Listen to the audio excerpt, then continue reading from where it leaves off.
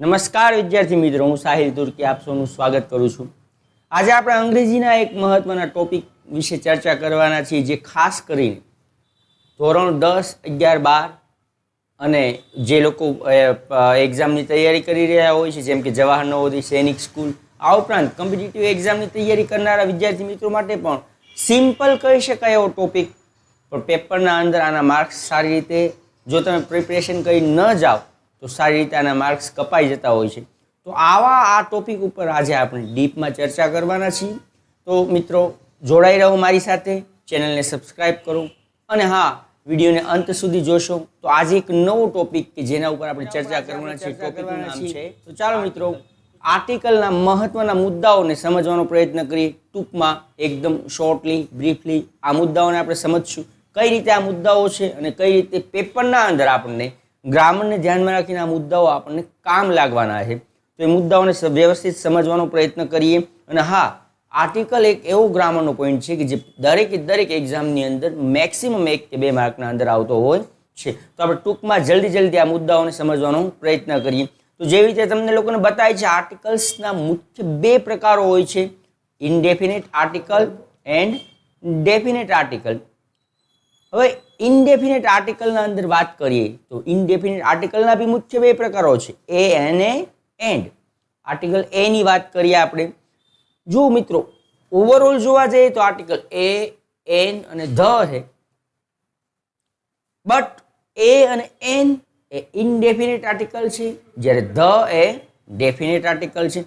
તો આવી રીતે બી ક્યારેક પેપરના અંદર આ પ્રકારના પ્રશ્નો પૂછાઈ શકે છે। તો એ વસ્તુને ધ્યાનમાં રાખશું આપણે। આર્ટિકલ એ અને એન, આર્ટિકલ એ એની મહત્વની ડેફિનેશન જો કોઈ યાદ રાખ્યું હોય તો તમને સ્ક્રીન પર જે દેખાય છે એને ધ્યાનમાં રાખો। જ્યારે કોઈ એક વચન નામની શરૂઆતનો ઉચ્ચાર વ્યંજનથી થતો હોય ત્યારે આર્ટિકલ એ વપરાય છે। For example, a book, a dog, a pen, a story, a doctor, a teacher, આ ઘણા બધા નામો છે જેના અંદર આર્ટિકલ એ લાગે છે। બટ અહીંયા એક વસ્તુને તમારે ધ્યાનમાં રાખવાની છે કે દરેક નામો એક વચન નામને લઈને આવે છે।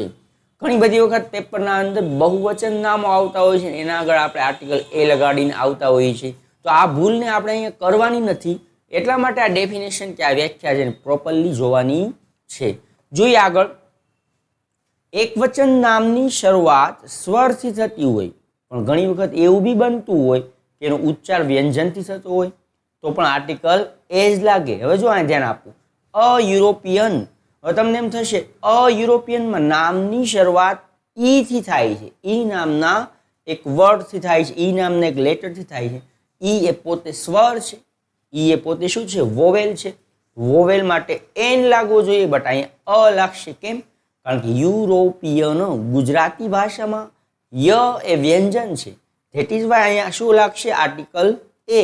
આવા ઘણા બધા નામો છે, ઉદાહરણો જુઓ, અ યુરોપિયન, અ યુનિયન, અ યુનિટી, અ વન ડે, અ યુનિવર્સિટી, આવા ઘણા બધા નામોને આપણે યાદીમાં લઈ શકીએ।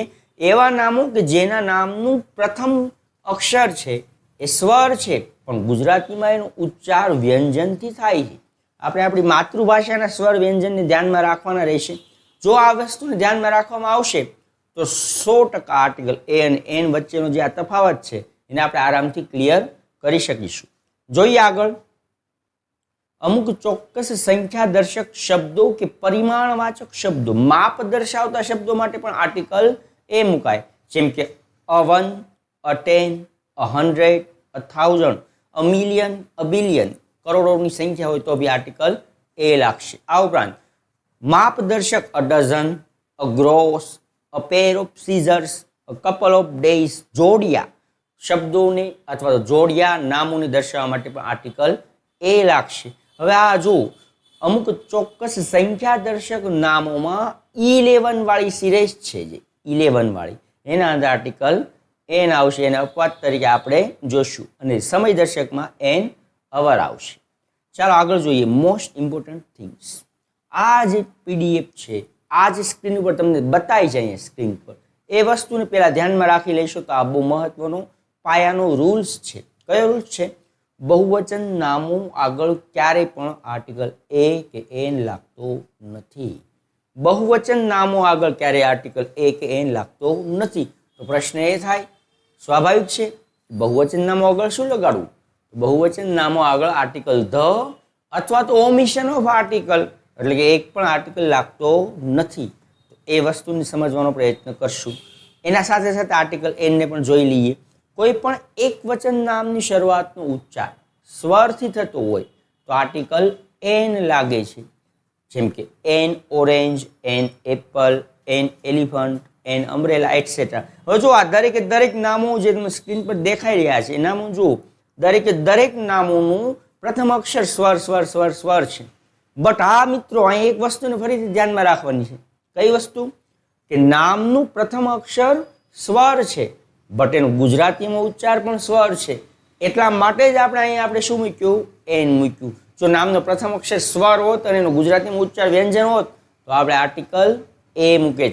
તમને પાછળની પીડીએફ યાદ હોય તો કઈ હતી? આપણે જોઈ હતી અ યુરોપિયન. જોઈ લો, હજી એક વખત ફરી બતાવું છું. અ યુરોપિયન, અહીંયા બી સ્વર છે, બટ અહીંયા અ મૂક્યું કારણ કે ગુજરાતીમાં સ્વરથી નહીં પરંતુ વ્યંજનથી ઉચ્ચાર થતો હતો. આ વસ્તુને યાદ રાખવાની રહેશે. ચાલો આગળ જોઈએ. આ પછીનો મહત્વનામાં બીજો કોઈ નિયમ છે? કોઈ પણ શબ્દ શરૂઆત વ્યંજનથી થતી હોય પણ ઉચ્ચાર સ્વરથી થતી હોય. અહીંયા બી પહેલા જેવો જ એક રૂલ લાગુ પડ્યો. અહીંયા જેવું an honour, an hour, an honest, an air. દરેકમાં એચ છે ને એચ એ વ્યંજન છે, કોન્સોનન્ટ છે. પરંતુ આને બોલવામાં જઈએ, ગુજરાતી ભાષામાં બોલીએ જ્યારે તો અ બોલશું. એન ઓનર, નહીં કે honour, honour. An hour, an honest, an air. તો આ શબ્દો એવું દર્શાવે છે કે એ અ થી શરૂ થાય છે, એટલા માટે આપણે આર્ટિકલ એન મૂકશું. એર એટલે શું થાય? વારસો થાય મિત્રો. અહીંયા માથાના હેરની વાત નહીં કરતા આપણે. ઓકે, ચાલો આગળ જોઈએ. કોઈ પણ ટૂંકાક્ષરી શબ્દો ગુજરાતી ઉચ્ચાર સ્વરથી થતો હોય તો પણ આર્ટિકલ એન લગાડવામાં આવે છે. જેમ કે an M A, an S S C, an S T bus, an Indian, an American, an Italian. હવે જો આ શબ્દોને ધ્યાનમાં રાખો. કોઈ પણ મોટા નામને શોર્ટ નેમ કરવામાં આવે અને એનો ઉચ્ચાર સ્વરથી થતો હોય. એમ એ માસ્ટર ઓફ આર્ટ્સ, બટ એને એમ એ કરવા જઈએ તો બોલીએ તો અ આવે છે. તો અ આવે છે એટલા માટે આપણે આર્ટિકલ એન મૂકીશું. મિત્રો આ જોયા હતા આપણે આર્ટિકલ એ અને એનના મહત્વના રૂલ્સ.